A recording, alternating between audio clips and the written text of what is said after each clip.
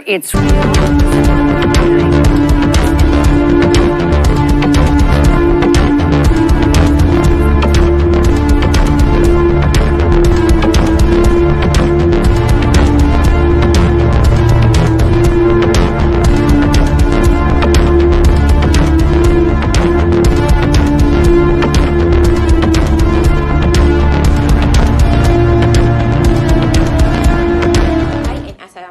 My name is ATIKAH binti JAILAN. In this video, I'm going to explain about what is trade war.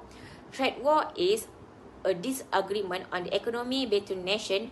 Therefore, trade barriers are imposed by both nations as a trade protectionist measure against one another.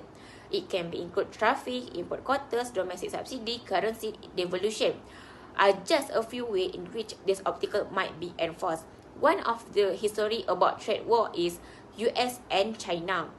Trade war began in July 2018, launched by President Donald Trump against China, which the president that time is Xi Jinping.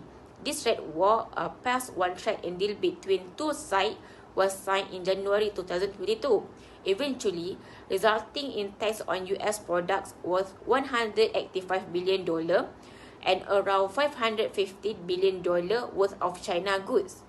Assalamualaikum warahmatullahi wabarakatuh. My name is DALILAH KHAIRUNISA binti HANAFI and my student ID is 2022-458-218, and I will be presenting on the issues or factors of the US-China trade war. So for the first issue, which is trade imbalance. Trade imbalance occurs when a country imports more goods and services than it exports to another country. In the case of the US-China trade war, the United States has a significant trade deficit with China, meaning that it imports more goods and services from China than it exports to China. There are several reasons why this trade imbalance has occurred. First, China has a large and growing manufacturing sector, which produces goods at lower cost than many other countries. This has made China a popular destination for American companies that want to take advantage of lower production costs. As a result, American companies have been importing goods from China at a faster pace than they have been exporting to China. Second, China has been accused of using unfair trade practices to gain an advantage in global markets. The US government has accused China of manipulating its currency, providing state subsidies to Chinese companies, and engaging in other practices that make it difficult for American companies to compete. These practices have led to lower prices for Chinese goods, making them more attractive to American consumers. Finally, the US-China trade relationship has been heavily focused on manufacturing and goods trade, with relatively little trade in services. As a result, the United States has been importing a large number of goods from China, but exporting relatively few services in return. The trade imbalance between the United States and China has been a major source of tension between the two countries, and it has been one of the key issues in the trade war. The United States has been pushing China to address the trade imbalance by reducing its exports to the United States and increasing its imports from the United States. The US government has also been imposing tariffs on Chinese imports to reduce the trade imbalance. In response, China has been taking steps to reduce its dependence on American imports and to increase its exports to other countries. China has been investing heavily in infrastructure and technology, which has allowed it to expand its manufacturing capabilities and increase its exports to other countries. China has also been seeking to expand its influence in other parts of the world, such as Africa, Latin America, by increasing its exports to those regions. Next, for the second issue, which is technology competition. Technology competition has been a critical component of the US-China trade war, as both countries are seeking to gain a competitive edge in emerging technologies such as 5G, artificial intelligence, and quantum computing. The United States has been concerned about China's aggressive efforts to acquire American technology and intellectual property, which American policymakers believe that belief has given China an unfair advantage in global markets. As a result, the United States has imposed restrictions on Chinese technology companies such as Huawei and ZTE, citing national security concerns. China, on the other hand, has been investing heavily in research and development of emerging technologies and has set ambitious goals to become a global leader in these areas. China's Made in China 2025 initiative aims to transform China's economy into a high-tech powerhouse by promoting innovation, upgrading manufacturing processes, and developing cutting-edge technologies. However, the United States sees this initiative as a threat to its own technological leadership and has imposed tariff and other trade restrictions on Chinese imports to protect American businesses and prevent China from acquiring American technology. So basically, the technology competition between the United States and China has also led to increased scrutiny of Chinese investment in American technology companies. The US government has literally blocked several Chinese investment deals in American tech companies, citing national security concerns. The United States has also been pressuring its allies to restrict Chinese investment in their own technology sectors. Overall, the technology competition between the US and China is likely to continue for the foreseeable future as both countries see technology as critical to their economic and geopolitical interests. However, the challenge for both countries will be to find a way to compete without resorting to protectionism or other measures that could harm global economic growth and stability. Assalamualaikum, my name is NADIRA binti ZULKERNAIN. My metric number is 2022H30474. We'll explain about scenario of the conflict or issues. The third scenario of the conflict or issues is the prevention of the growth of China's military strength. China has invested heavily in deepening its bench of scientific talent, which it sees as crucial to building a high-tech economy and military. Many of these investments focus on its domestic education and research systems. Various more controversial policies are thus aimed at talent based abroad. Chinese students and researchers first began going abroad in significant numbers in the 1970s and 1980s. The Chinese Communist Party, CCP, initially supported this influx of talent with the hope of building China's domestic science and technology ecosystem. The United States and its allies and partners are not cooperating but competing for Chinese talent. While Chinese students and researchers seek go to the United States in large numbers, it is far from the only destination.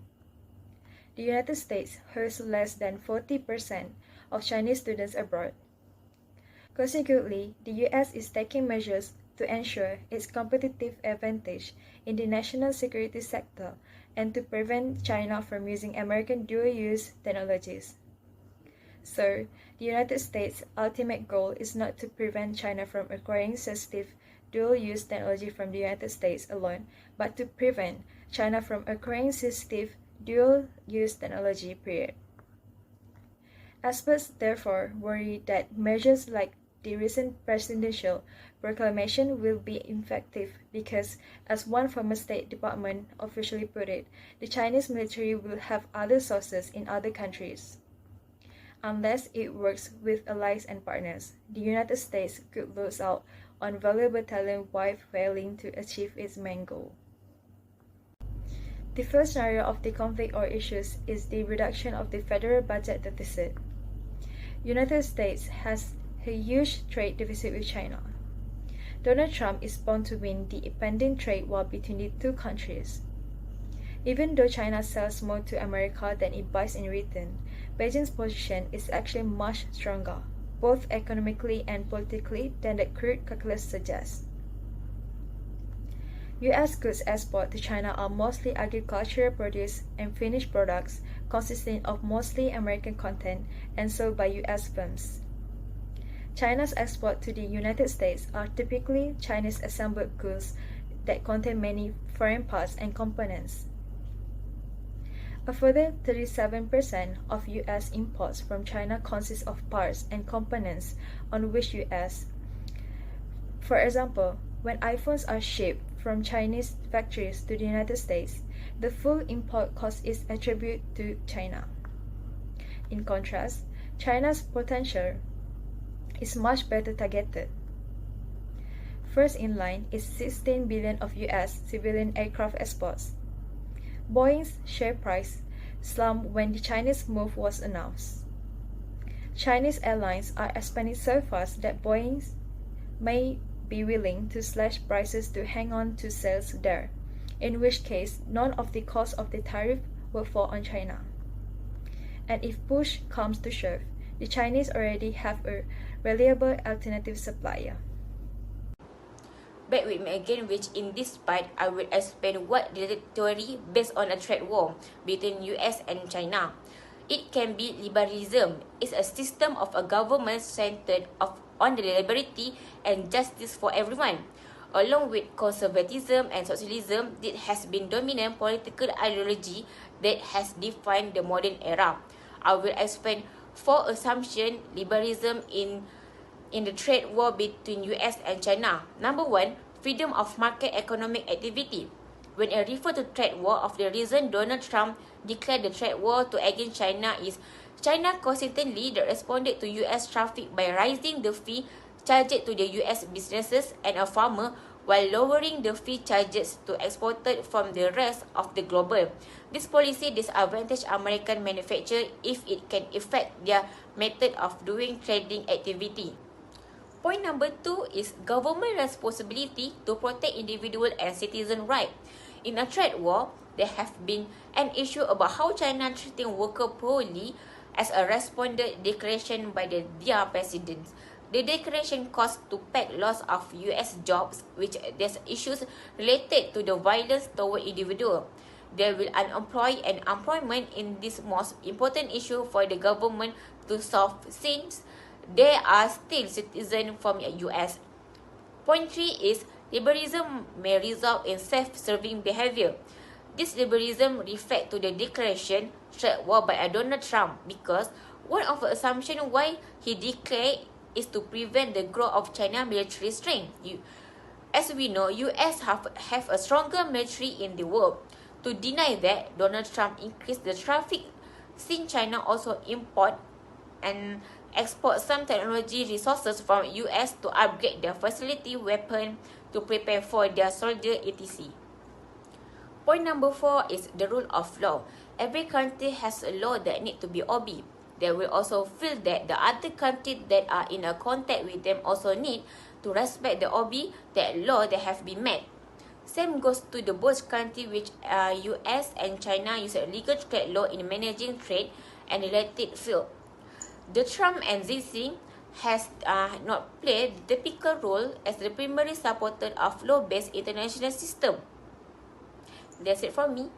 Assalamualaikum to Ms. Syahirah. My name is NURALIAH binti AZNAM and I will continue the presentation with the explanations on impact of China-United States or US Trade War 2018. The first impact on the China-United States or US Trade War 2018 is the proposed tariff on products introduced for both countries.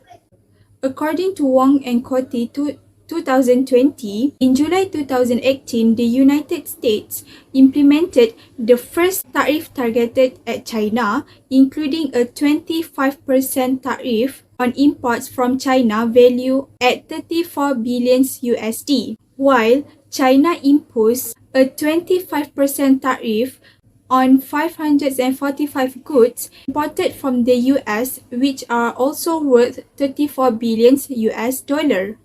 The tariff charge started on 1st March 2018 when the former President of United States, Donald Trump, stated his intention to impose a 25% tariff on steel imports and a 10% tariff on aluminium imports. Therefore, China took actions where on 23rd March 2018, the China government stated that about 3 billion USD imports duties would go into effect, which affecting 128 products such as pork, beef, fruit and steel pipes.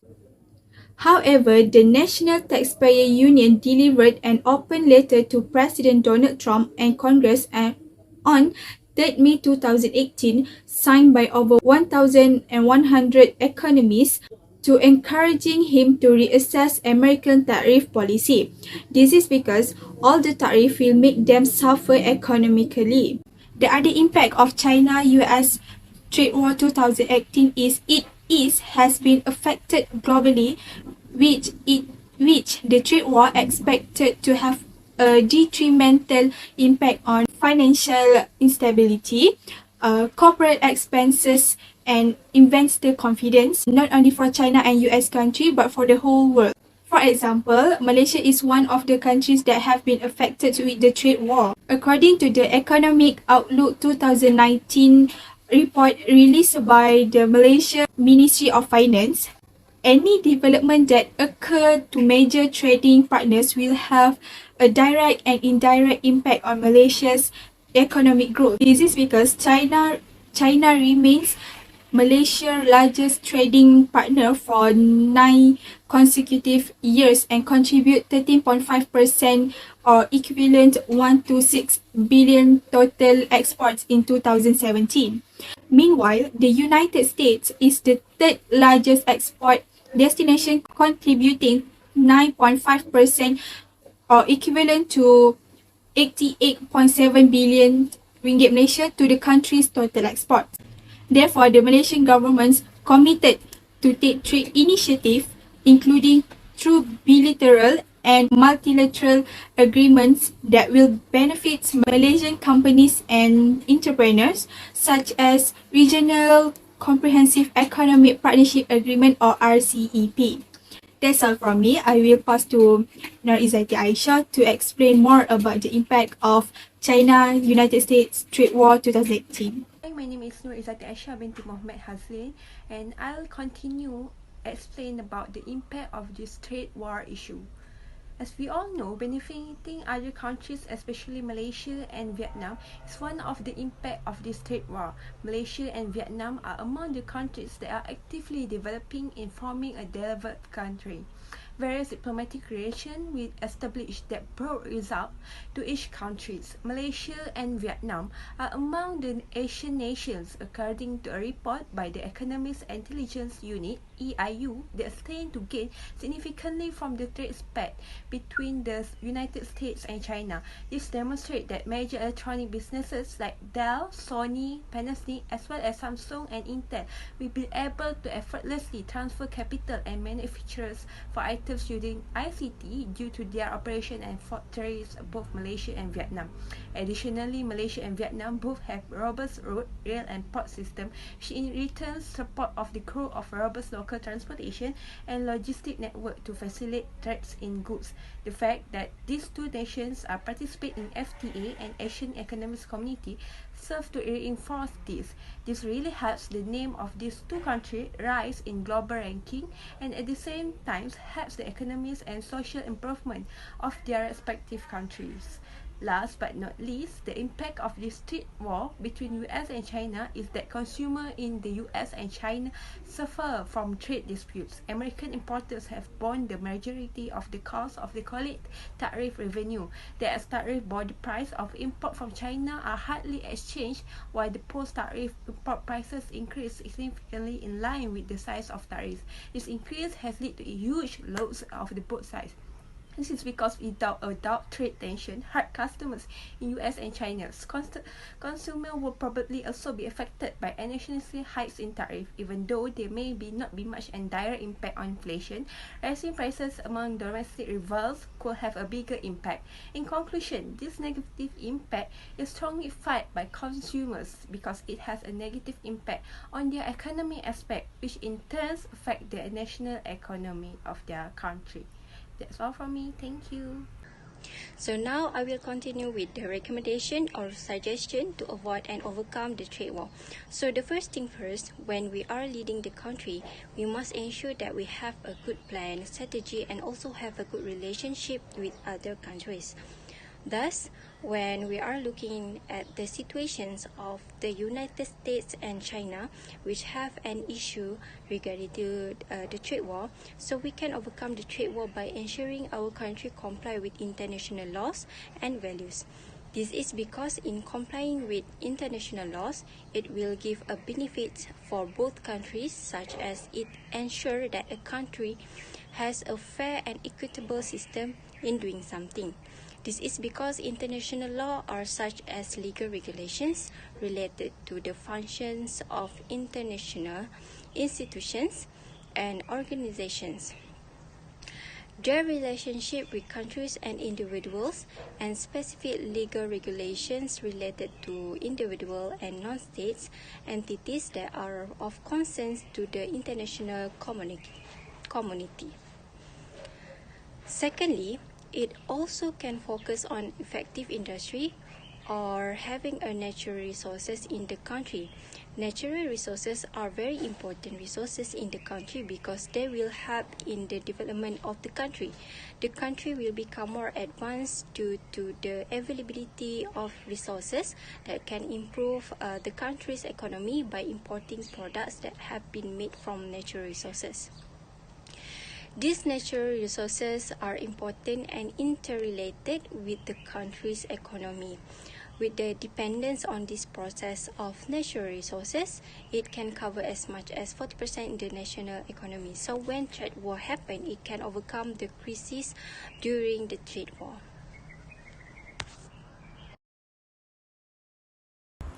Thank you NURSULHIATI Syahirah binti SHAHRUL AMIN for the informative explanation.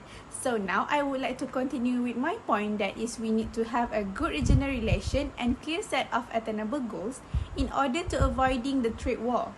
But first, let me introduce myself. My name is NORALIAH NABILA binti HASHIM. My metric ID is 2022477674. Alright, we're back to the topic. Good regional integration can benefit the nation by overcoming differences that obstruct the free flow of the capital, people, ideas, goods and services. In addition, good regional integration may also develop the economic growth. Next, setting goals is determining what you want to accomplish in a specific time frame. For example, in April 2009, Barack Obama was the President of United States and Hu Jintao was the President of China, held a conference to form SNED. What is SNED? SNED is US-China Strategic and Economic Dialogue, which functions to discuss the problem between these two countries.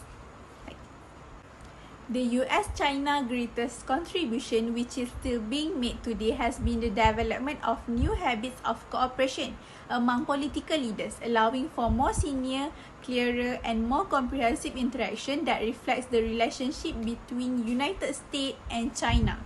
To conclude, having solid regional ties and a defined set of realistic goals may increase collaboration on long-term economic changes and resolve the trade conflicts. That's all from me. Thank you. Conclusion, trade war between US and China is established and concludes that trade conflict ends with no winner. Given the size of GDP and export volume of both nations, a US-China trade war will occur during the decline in world output and commerce. The decisions made are not solely for the ego defined and each leader, but rather for the interests that can be benefit from both parties. In trade war between US and China is more about the deny the ability in each country to make sure the power in the monopoly economy of the world can stay more longer. Most